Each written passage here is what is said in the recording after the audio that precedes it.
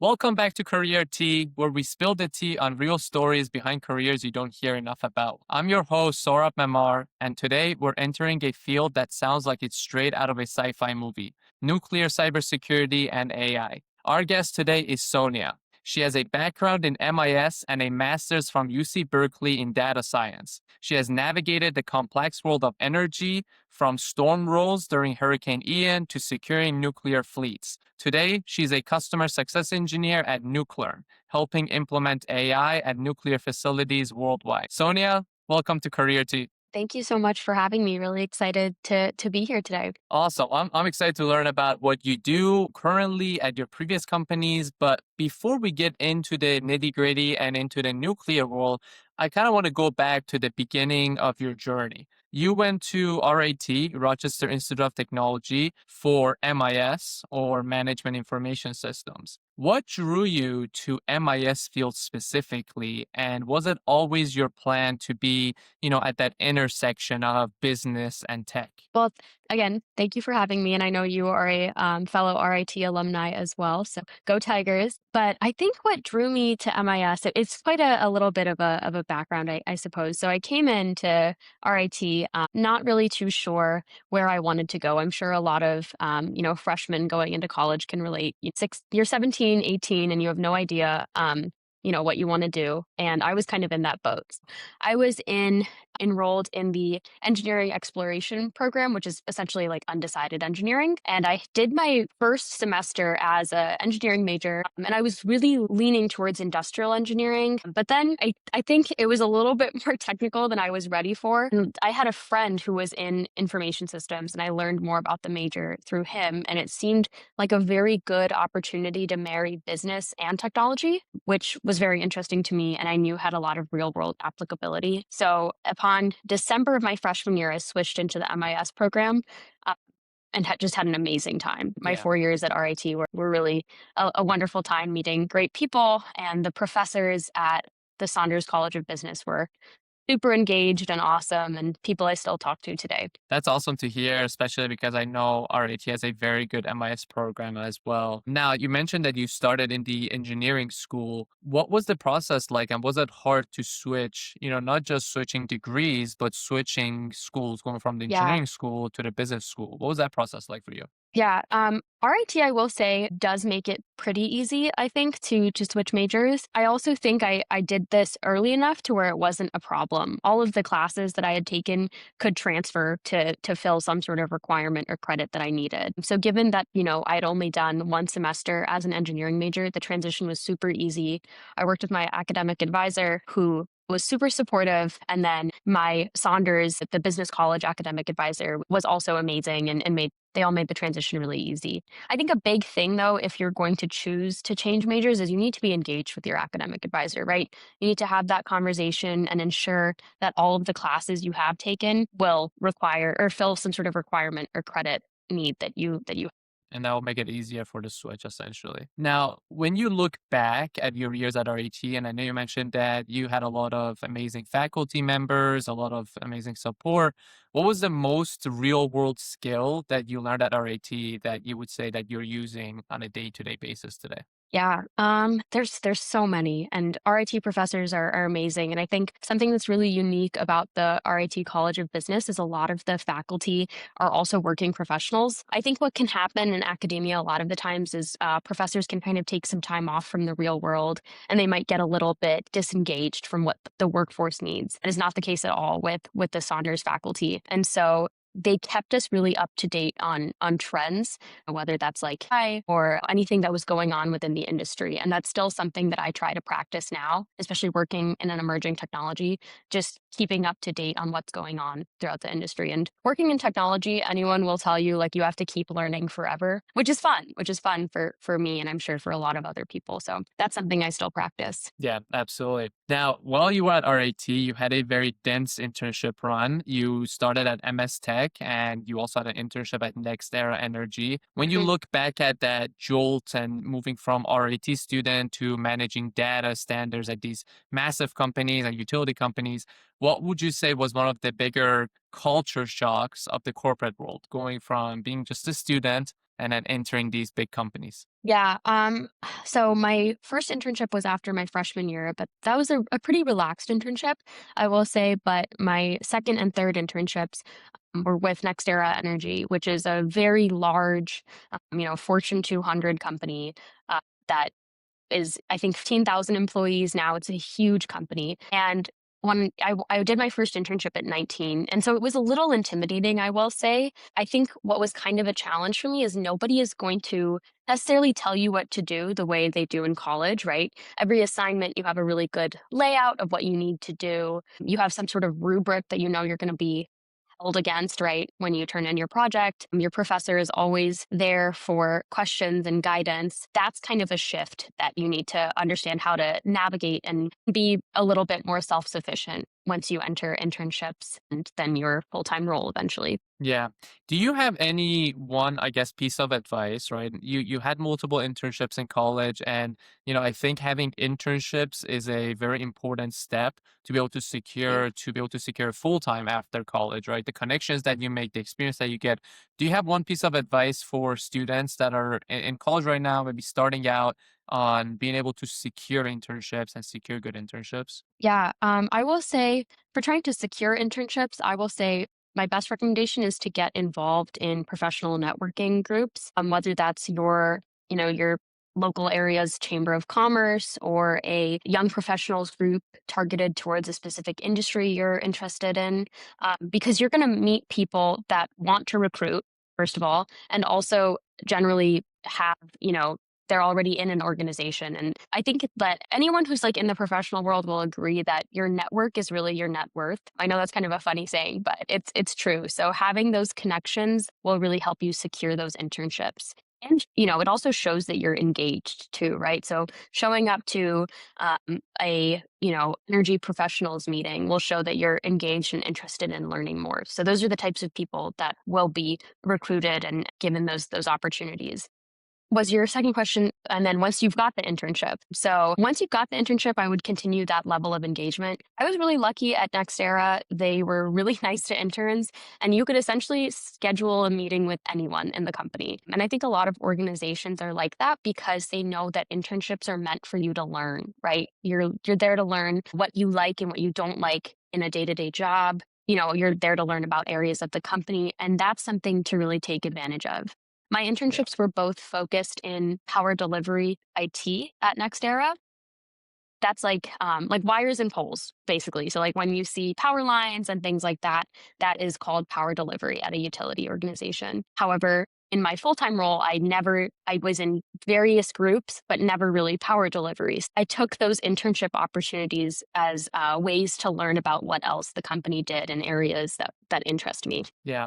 No, you definitely hit the nail on the head. And I think, something that we could take is similar between securing internships as well as once you have the internships is being proactive, right? And I think Mhm. what you mean is like being proactive in networking, creating those connections, but then while you have the internships, being proactive on, creating those connections, continuing them, creating opportunities for yourself. I 100% agree. I think networking in this day and age goes so much farther, and it's a common theme that I always hear with my guests that if you have the right network, if you continue to network, if people, remember your face, know you, that will go 10 times farther than what you may Yeah. have on your resume. Absolutely, and building a brand of, like, being an engaged individual is super important, so that's something definitely Yeah. to focus on in an internship. Yeah, and I think it might be kind of hard, I guess, for people to if they're early in their college to really understand like, but how do I do that? I think the root of it is probably just communication skills, right? And Yep, I know when I was in college, I was very nervous, right? And just by talking to more people, going to more events, you slowly get better at just stepping out of your comfort zone, communicating, and I think just improving those communication skills will help you be able to network better and just expand your network.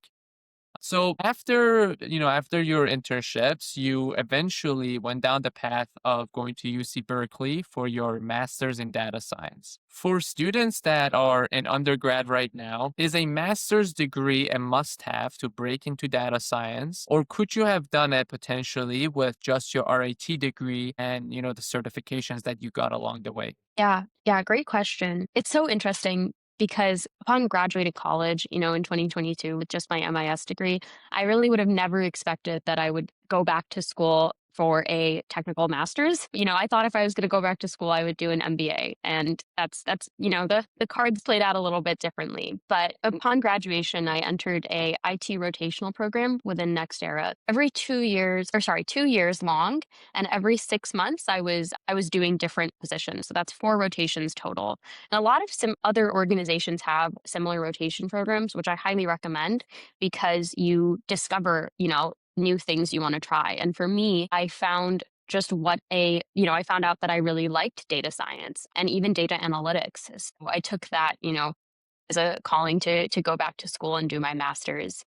I was also really fortunate that my employer helped pay for my master's as well. So if you're considering going back to school, I highly recommend, looking for an employer that will assist with that. That's really important. I do think for me, I needed the master's to kind of break into the data science and AI field. When I was working, I felt that I didn't have the technical skill set to do that, which my master's provided. But if you are a more technical major and I think maybe you wouldn't need to do that a master's like that, or even, if you know enough to be dangerous after a few boot camps or classes like that, then you're probably good. But for me, I felt like I needed a little bit more of an intensive education. Yeah. Now let me ask you a question. You touched base on that you were considering doing an MBA at first, and then you never thought that you would do a technical master's, but that's what you ended up doing. What would you say is the difference between going down the MBA route and a technical master's route, right? What are the pros and cons of doing each one and somebody with different goals for each? Yeah. So with a lot of my peers, I've seen them feel the need for it's almost like inverse, actually. So with a lot of my peers, I've seen them do an MBA if they have a technical background, right? So if they were a comp sci major in undergrad, they will feel the need to do an MBA. Versus myself, I had a more business focused undergrad and felt the need to do a technical master's. Even then, who knows, it could still be in the cards that I go back to school again. We'll see. But right now, I don't necessarily feel like I need it. I think that that people, if you feel like you need to learn more about business and get more of a management skill set potentially, if that's something that interests you, that's kind of when you would probably want to do the MBA. Yeah, makes sense. It's almost like a complementary type of thing. So something that you may be missing a little bit, you'll do the opposite of it. If you were to, let's say somebody's in school right now and they're thinking about the whole cost of going to graduate degree and they want to, be as cost effective as possible. If you were to go back and choose a minor to do alongside your MIS, that would essentially be, similar to getting a master's in data science. What would you have done? What would you have gone a minor? And would that have been computer science, data analytics? What would you have done? Yeah, I think it would have been either of those two, really, comp sci or data analytics. It's interesting to see how academia has changed because now I'm seeing so many data science undergraduate majors. And back when I started in 2018, I don't really think that was very common. So it's just crazy to see how things have changed. But if you have that opportunity to marry, a business degree with a technical minor like that, I think that's a really, really good opportunity to take for Yeah. sure. I think in a few years we might even see undergrad degrees for AI or who Yep. knows, like there'll be probably so many new ones created. Yep. So, for students or even young professionals that might be interested and looking into either cybersecurity or data science in the energy sector, what would you say would be a reason for them to choose that area versus big tech, right? Some of the big tech companies. Why would they want to go to one versus the other? Yeah. Yeah. Personally, I think I sort of just ended up in the energy sector somehow with those internships, but it was definitely uh, a little surprise for sure. And I'm glad I did. I think it offers a lot of stability, right? People are always going to need energy and power. So there's always will be a demand for it. And it's a really stable organization or a really stable industry to be a part of. I would also say, yeah, stability is probably the number one thing. And then there are so many opportunities that are up and coming, especially with the rise of data centers. There's just such a need for energy production in the US that there's just a lot of opportunity that's up and coming, especially, as we continue to advance with AI and things like that. Specifically for me, being in the nuclear space, we're seeing the the demand for nuclear energy increase. There's a lot of developing technology with small modular reactors or SMRs as well. And so, I don't think the nuclear workforce right now necessarily has the people to fill that completely, right? Like the amount of nuclear engineers graduating from college does not meet the demand that the industry has for people that are contributing to it.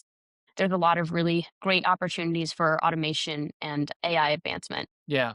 Now, as we're talking about nuclear and AI, let's talk about where you're at currently, Nuclearn. Your mission is empowering plant teams to work safer and smarter while using AI. For the non experts, such as myself, what does AI in a nuclear plant actually look like? Are we talking about robots or is it more about the brain of the operations? Yeah, it can look like it can be both, really. It can look like a lot of things. I have seen organizations where they are using robots, they're using Spot to do inspections of the plant or drones to do those, and those have proven really successful, which is super cool. And then also automation for work that goes on in a computer as well. So we have a few really great automation tools, including one of our flagship products called AI. So that is corrective action programs. So these corrective action programs that exist at nuclear power plants, we help the teams assign and automate those to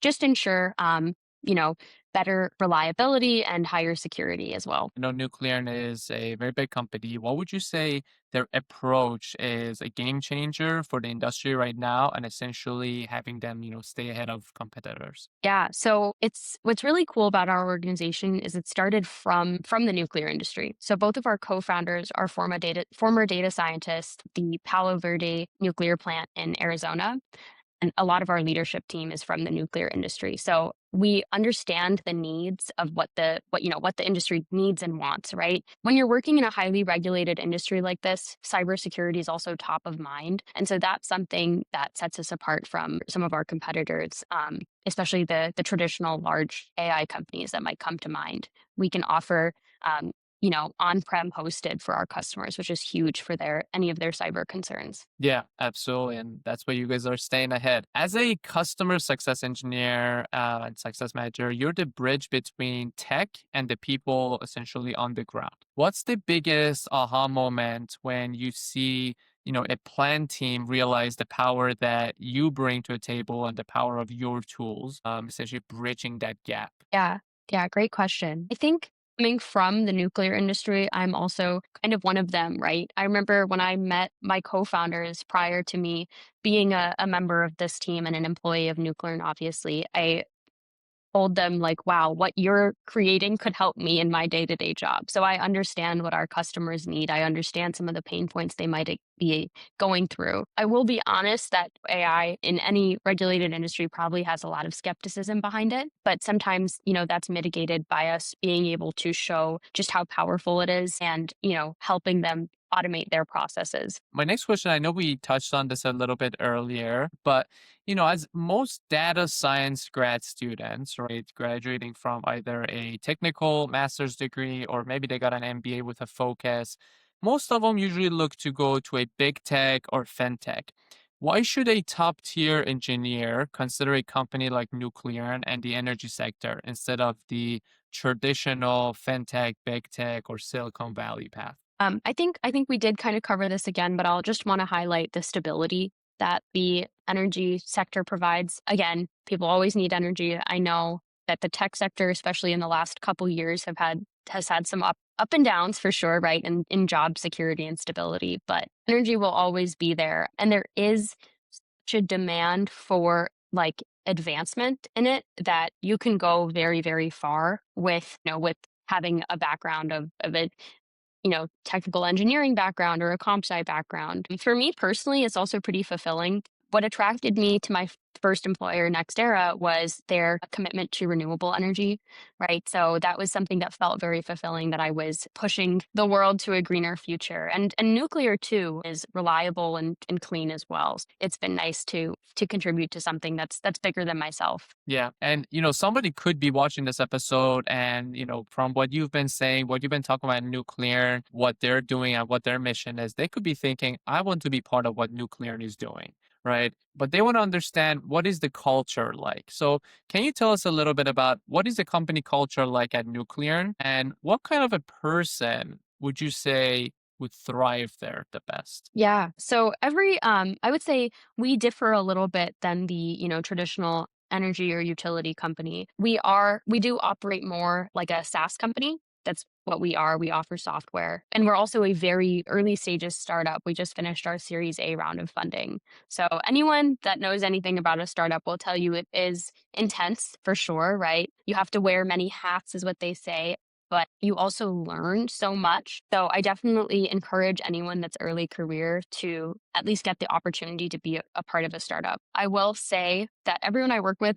the number one thing that comes to mind about them is they're very smart people. They're incredibly intelligent. This is like the smartest group of people I've ever been around in my life. And you have to be in order to keep up. We're moving very, very fast and there's a lot to do. So I think if that's something that you can do, if you can stay engaged, if you can push the needle forward with what your team is doing, that's really important. I also think ownership is something that's really important in a startup. Given that you're so early stages, there, like I said, so much work to do. There's not a lot of processes and procedures that are put in place. And sometimes you have to say, okay, well, then I need to take the ownership and create this process for our organization and figure out how we're going to do this. So you definitely have to exhibit all of that to be in any startup, I think. Yeah, definitely requires a lot of confidence and, like you said, a lot of ownership and responsibility, which is goes far in any career. Yep. So it sounds like, being part of a startup is definitely hectic and a lot of work, but it's definitely worth it because there's a lot to learn. And, as you mentioned, you want to be surrounded with people that are smarter than you. I feel like you never want to be Absolutely. the smartest person in the room because then there's not much to learn, right? So you want to be in a room where you're surrounded by people that are smarter, and so you can continue learning from them. Now we come to one of my favorite and most important questions. Sonia, if you could go back to your intern self at RIT, right, back to college, what would be one piece of advice you would give yourself, right, about your decisions that you made, your career, as well as navigating the opportunities in the tech world, in the professional world? Honestly, I have really loved every aspect of my career and my journey so far, and I hope I keep saying that for the rest of my life. But I think I would tell myself to not be afraid or nervous. I definitely was a little bit nervous stepping into the AI and data science space before getting my master's. I felt a lot of imposter syndrome, and I felt like, maybe I don't belong here because I don't have the same technical background that everyone else does. And I don't think that's true. I think if you're open to learning and you say, I'm in this room because I want to learn and I want to, I'm interested in this topic. I think that's received really well. And I wish I would have done that more early in my career. Yeah, no, that is an amazing, advice that you would give yourself. And I also hope that, if there's a student listening, they'll take that advice as well, because I feel like imposter syndrome is something that a lot of us experience, Oh, especially yeah. joining a new company, new positions. And I've kind of learned to think that almost everybody goes through it. And if you are somewhere at a position at a company, the way I would like to get rid of imposter syndrome is that there's a reason you're there, right? There's a reason they've Yeah. hired you, and there's a reason you have those responsibilities. And I like to think that there's probably 10 other people at the same time that are having the same imposter syndrome feeling. So you're Yeah. never alone, right? So hopefully that helps people get through that feeling. Sonia, thank you so much for being on Career Tea today, spilling the tea on nuclear industry as well as Nuclear, teaching us a little bit about what you do on your day to day, teaching us about what Nuclear does and their impressive mission. And I hope to see you back here on Career Tea again, hopefully once you've developed your career even farther and we can learn about what you're up to. And we'll talk to you soon again. Yeah. Thank you for having me.